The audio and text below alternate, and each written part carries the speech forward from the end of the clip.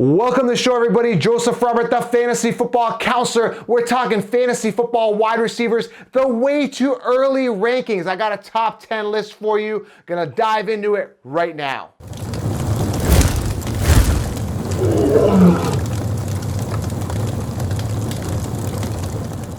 All right, guys, welcome to the show. We're talking top 10 wide receivers, the way too early list. I'm excited to dive into this. Before I do, guys, make sure you guys smash a thumbs up, click subscribe, and leave a comment below. I'm trying to answer as many questions as I possibly can, and featuring some of your questions on the main show with me and Tim, the bald guy, gonna be answering your questions on the show as well. So make sure you guys leave those questions. Interact, guys. We are taking over the industry together. Going to be a massive year. So leave those questions and comments below. And of course, make sure you get this on audio as well. There is a link here below to the main website, and subscribe on audio as well. All right, guys, listen. The NFL free agency has not arrived yet. It is way too early. And of course, guys, the NFL draft, another thing to look forward to. It's not here yet. But I've got a top 10 list for you. I'm going to dive into it to give you guys a competitive advantage, because that's what I do, guys. I want you guys to get the competitive advantage over the competition. That's what it's all about. And that's what we're going to do here right now. So let's get into this list. Let's start off with Davante Adams as number one. Why is he number one? Let's talk about it. Listen, in 2018, he absolutely crushed it. 13 plus touchdowns. Last year, 5 touchdowns. You know, in 2018, he was killing it in yards as well. 1386. Last year, 997. Listen, 5 touchdowns last year. The ceiling is still high for Davante Adams. I think that the Packers kind of strayed away from the pass. This year, they're going to go more towards the pass. Listen, the Sheeps are only going to tell you, guys, draft this guy. This guy finished on top last year. Draft him again this year. That's not how you succeed in fantasy. It's not how you succeed in life, for that matter. You cannot go with the herd mentality. You have to think outside the box. Love Davante Adams this year. Definitely coming back. He's going to have a bounce back year. I can assure you that. And what I like about him is still he managed to get 127 targets in the 12 games that he was in. Look for Aaron Rodgers' primary target to get the ball again and increase the volume. That's why I got him in at number one. Look for that bounce back. Coming to number two, DeAndre Hopkins. Listen, I love D-Hop. The guy was the number one guy in 2018. 2019, a little bit of a regression, but he finished 5th in PPR. Not that bad of a regression. So he can come up a bit. When I look at any type of running back or wide receiver, when I'm looking at wide receiver rankings or whatever it may be, I look at volume count. Now, DeAndre Hopkins is a guy that'll always get you 150 to 170 targets. Love him. Look for him to repeat that. The talent, the ability, everything is there. I think he's going to potentially finish number two. But I want to make a note here with the wide receiver rankings. It's a very deep wide receiver class this year coming in regards to the NFL rookies. And also, you can get a ton of fantasy football wide receiver sleepers as well. Go back and check the wide receiver sleeper episode. But I'm telling you guys, this is a year I personally will not be drafting any of these early wide receivers, because I'm going to be loading up on RBs. I want to hammer that in for you guys. Load up on running backs, okay? That's what the goal is for 2020 fantasy football. Do not invest that early in wide receivers. We saw it last year. People invested in Odell first round. I told you stay away from Odell 3 years in a row. People kept doing that. Guys, wide receivers, there's a ton of depth. You can wait later and get ace wide receivers later. And that's what I talk about in 16-round draft solution. Make sure you guys click on the link below and go to programs and get and pre-order 16 rounds. The first ever video training. I tell you the optimal players to draft in each round. You're going to absolutely love it. Okay, so let's continue here. D-Hop at number two. Number three, Michael Thomas. Now listen, the mainstream are going to have him back at number one because he finished number one last year. Terrible reasoning. Listen, the guy has great talent. 185 targets, led the league in targets last year. Phenomenal. Get it. Love him. I like Michael Thomas as well. But am I going to invest an early first round pick? No, I'm not. Do I think he's going to finish first amongst wide receivers next year? No, I don't. I'll tell you why. 2016 finished 7th amongst wide receivers, PPR. That's 2016, 7th. 2017 finished 6th. 2018 finished 6th. So he always finishes around 6th and 7th. 3 out of 4 years, he never finished number one. Last year finished number one. Is he going to repeat that? Very highly unlikely. So that tells me that he's going to come down. So you got to apply variances. The mainstream, the Ken Sheeps. If you're not listening to this channel, nobody's talking about this. They're saying these guys finished on top. They're going to finish on top again this season again. That is so wrong. It's wrong to you. They're lying. It's manipulative. It's safe. It's Sheeps like. I don't succeed at entrepreneurship by playing it safe.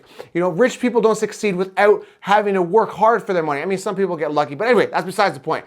A majority of people work hard at what they do. It's because they think outside the box. They do not go with the herd. They do not go with the sheep mentality. As for you guys, anything that you guys earned in life, you've earned it because of blood, sweat, and tears. You can relate. Think back to a story, right?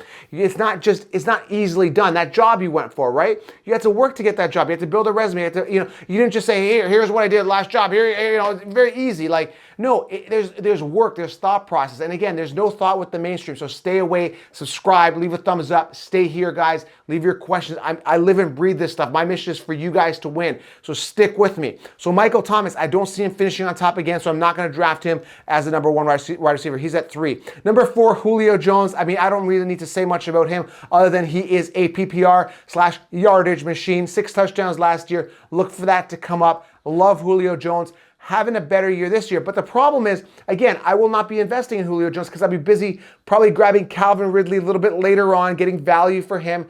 A lot of people are going to sleep on him. Another thing to note, again, free agency is not here, so this is early, but you got to look at Austin Hooper. He was a prime target for Matt Ryan. Is he going to be there? If he's not, Calvin Ridley could see a spike in numbers if the other tight end that's going to come in, whoever's going to come in, isn't going to be there, like is going to take his place, potentially Hooper's place. But if not, Calvin Ridley could see a spike in numbers. So I'm going to probably wait on Calvin Ridley instead of grabbing Julio Jones, okay? So Julio, number 4. Number 5, Kenny Golladay. Listen, Kenny Golladay, 116 targets, 11 touchdowns. Marvin Jones hoarded like 9 of those touchdowns, which really upset me. Amendola was a bit of a thorn in my side as well. But I love Kenny Golladay. I love him. Talent is there, mini Megatron. Absolutely love Kenny Golladay. And here's the thing with Kenny Golladay is that Matt Stafford was hurt. So if he gets that rapport again with Matt Stafford, Stafford comes back healthy, this could be an amazing combination. I love Kenny Golladay coming at number 5. Coming at number 6, Chris Godwin, finished 2nd last year. I'm a little suspect about this entire situation because of free agency, Jameis Winston, what's going to happen there. I don't know. But if Jameis Winston is there, Godwin could still finish top 10. But I always have a problem with having 2 wide receivers from the same team in the top 10 when you're looking at rankings. If I had to choose right now, predicated on last year and the upside of Godwin, I like Godwin a little bit more than I like Evans. Evans has these swing games. Godwin a little more consistent last year. So Godwin cracks my top 10 to come in at number 6. But be careful. The contributors will tell you to draft both these guys in the top 10. I'm a little cautious, especially if Winston's not there. Be cautious. Coming at number 7, I'm also aware, I hate this situation, but a 3-headed monster with the Rams. You got Cooper Kupp, you got Woods, you got Cooks. Cooks, more of a one-trick pony, deep threat. I know what you're saying. No, Cooks is an elite talent. Yes, he is, but he is, a lot of his numbers are predicated on the big bomb threat, and the big bomb touchdowns that he gets, right? So I don't know, man. Cooks is not a guy like Cooper Kupp is the main guy there. So when you're looking at this 3-headed monster, when you're looking at Kupp, Woods, and you're looking at Cooks, Kupp is the main guy. Crushed it last year, 4th in fantasy points, 134 targets. Could have been more targets, but Woods dipped into that, being the 2nd target receiver there. 10 touchdowns. Kupp is secure. Kupp is solid if he stays healthy. I like him at number 7. Coming at number 8, Amari Cooper, guys. Coming in at 119 targets. What I like about Amari Cooper is that there's still more ceiling there.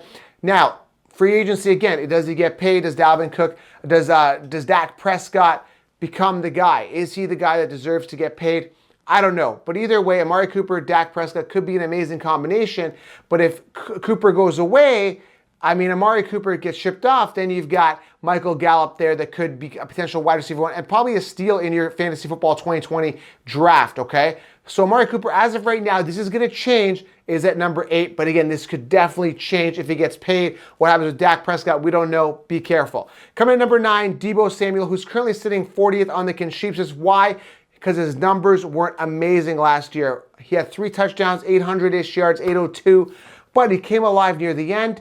If the 49ers do not draft another wide receiver and make Deebo the number 1 guy there and continue to be the number 1 guy, I love him. I love Deebo Samuel this year. A lot of people are saying Pettis, get Dante Pettis next year. Guys, Pettis is the guy. I look at everything. I look at their social media. I look at their talent in college. I look at all the variables. Listen, Dante Pettis was sitting there, GQing on his Instagram going, oh man, yeah, I'm cool. Deebo Samuel's out there grinding on his social media. I was watching, guys. You got to look for this stuff. While people were grabbing Pettis in the 5th, 6th round, I was getting Deebo later. Debo has a ton of upside. This guy could definitely crack the top 10. I love him next year. Is he going to be top 10? I don't know. I got to see how the draft unfolds, free agency, all that stuff. But I do love him, love the talent, love the upside. That's why he cracks my top 10, coming at number 9. Coming at number 10, Allen Robinson. Why? Because he was third in targets. That's why. 154 targets. The Bears can only improve their O-line. Mitch Trubisky can only get better, I hope. Anyway, Allen Robinson, a guy that could definitely get more touchdowns than 7 from last year. Definitely more touchdowns, definitely more yardage, definitely more targets. I like Allen Robinson. Not a guy I'm really giddy about. And again, I'm probably not drafting any of these receivers because I'm loading up on RBs in the first 3 rounds. But Allen Robinson rounds out my top 10 as of right now. Things are going to change. For my full rankings, head on over to thefantasyfootballcounselor.com. Ripping through the early rankings for you guys. Again, stray away. Do not listen to the mainstream. Think outside the box. That's why my 16-round draft solution is going to help you guys. I assure you this. Okay, guys, I live and breathe this stuff. Your competition, your friends, your buddies, the people you compete with, do not spend as much time on this as I do. Get the edge, guys. Smash a thumbs up. Leave your questions below. We'll feature some of them in the main show, guys. And again, the very early fantasy football top 10 wide receiver rankings right here for you guys. Putting out the content. Stay tuned for a lot more content coming your way, coming at you strong. Ton of content. Smash a thumbs up, and I will see you guys in the next video.